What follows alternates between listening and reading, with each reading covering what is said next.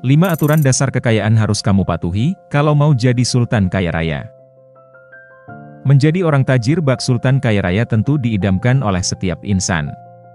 Tentu untuk menjadi bak sultan kaya raya itu bukan perkara mudah, tetapi juga bukan hal yang mustahil juga, asalkan kamu punya tekad kuat dan disiplin dalam mengatur keuanganmu sendiri. Sejatinya kalau mau jadi orang cepat kaya layaknya sultan kaya raya harus berusaha keras untuk mencapai finansial yang aman. Salah satunya yakni mengatur keuangan secara ciamik. Tidak jarang untuk menggapai keuangan yang sukses maka harus melakukan terapi keuangan. Kamu harus selalu mau untuk menjaga kesehatan keuanganmu, jangan sampai ketika keadaan sedang genting kamu tidak memiliki biaya untuk menutupinya. Ketersediaan dana darurat begitu penting untuk tetap menjaga keuangan stabil dan dapat menenangkan hidup. Apalagi untuk menghadapi hingga menjamin keuangan di masa depan. Perlu untuk tetap kamu pikirkan, meski usiamu masih remaja sekalipun. Buat insan yang biasa boros, mengatur keuangan dan menjaganya secara ketat memang menjadi sebuah tantangan. Tapi kebiasaan itu semua bisa diubah, asalkan kamu mau bertekad kuat untuk komitmen menjaga keuanganmu dengan seksama. Selain ada aturan yang dibuat supaya orang bisa taat dan teratur dalam menjalani hidup. Termasuk aturan yang berlaku terhadap keuanganmu. Ketika dalam perihal keuangan enggak ada aturan yang bisa membimbing kamu, maka hasilnya juga akan lebih banyak kemungkinan buruknya. Berbeda kalau kamu menjalani aturan yang ada dengan konsisten, maka hasilnya juga akan membayar usahamu.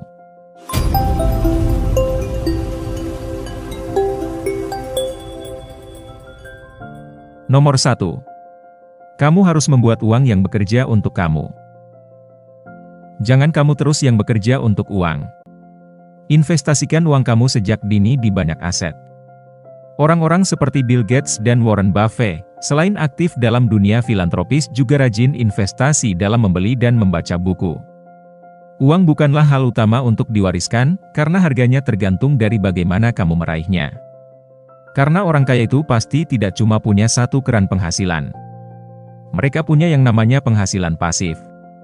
Kamu bisa tiru hal ini, jadi tidak perlu melakukan banyak pekerjaan yang lainnya. Tapi ada uang yang mengalir ke rekening kamu. Misalnya, lewat investasi, deposito, sewa kos-kosan, sewa kamera dan yang lainnya. Kamu bisa memanfaatkan hobi kamu juga untuk mendapatkan penghasilan tambahan agar mampu melipat gandakan pendapatanmu. Contohnya juga buat kamu yang hobi fotografi kamu bisa buka jasa fotografer. Hobi bikin kue bisa buka bisnis kue kecil-kecilan, atau bahkan hobi desain bisa buka jasa desain konten. Selain menyalurkan hobi kamu juga bisa mendapatkan penghasilan dari hobimu.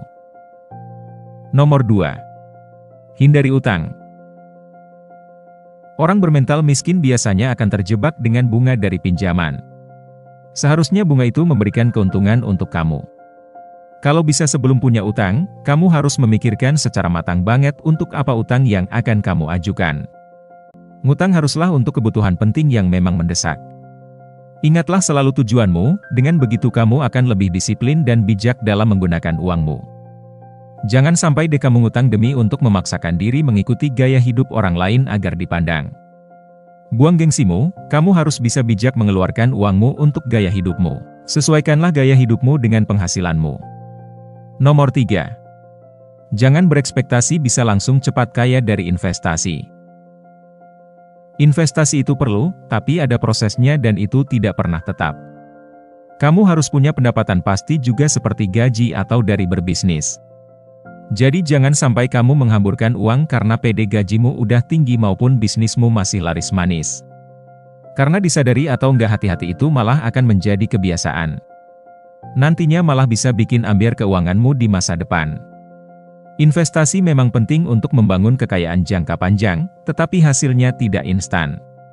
Kita perlu memahami bahwa investasi melibatkan proses yang butuh waktu dan tidak selalu stabil.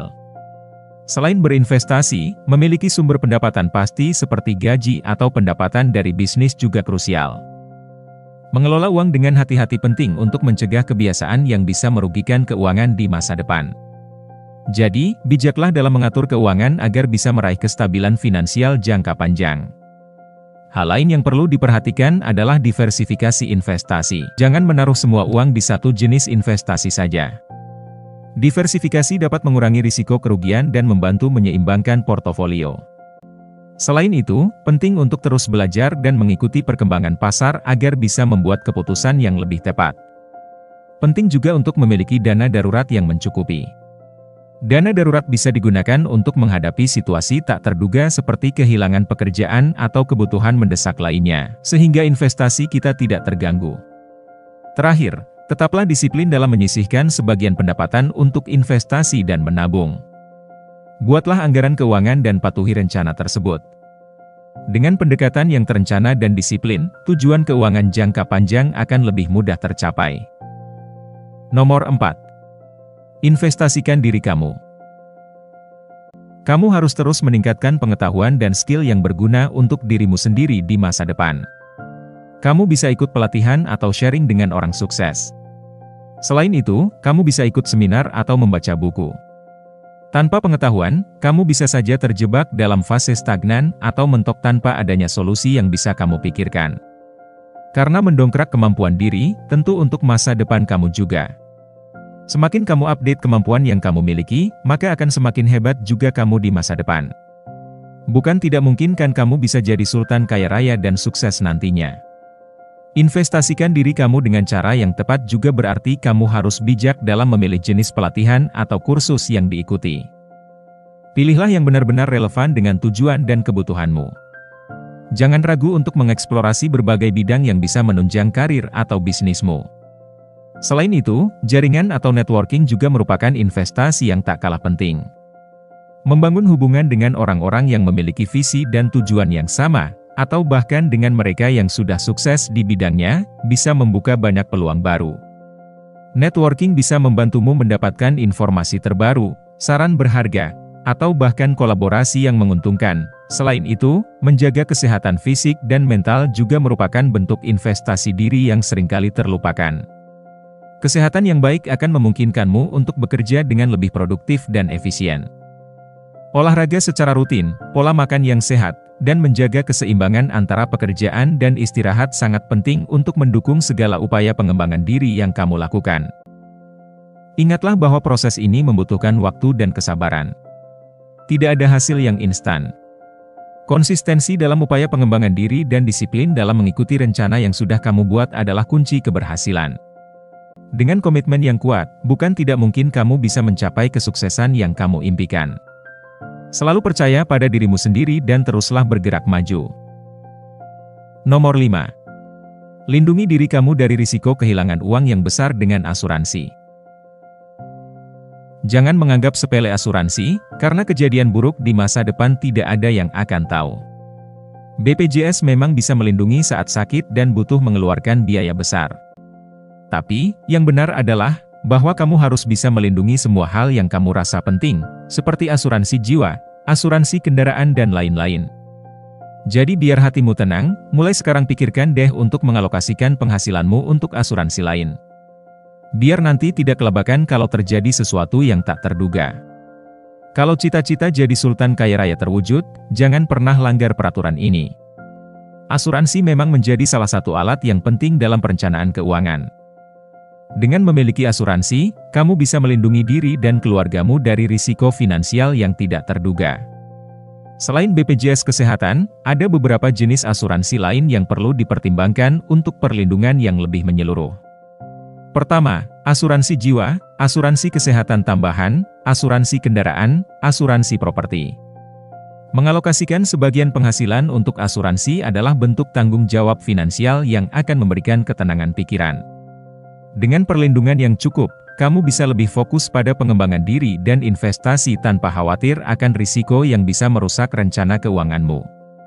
Ingatlah, kesuksesan finansial tidak hanya tentang mengumpulkan kekayaan, tetapi juga tentang melindungi dan mengelola kekayaan tersebut dengan bijak.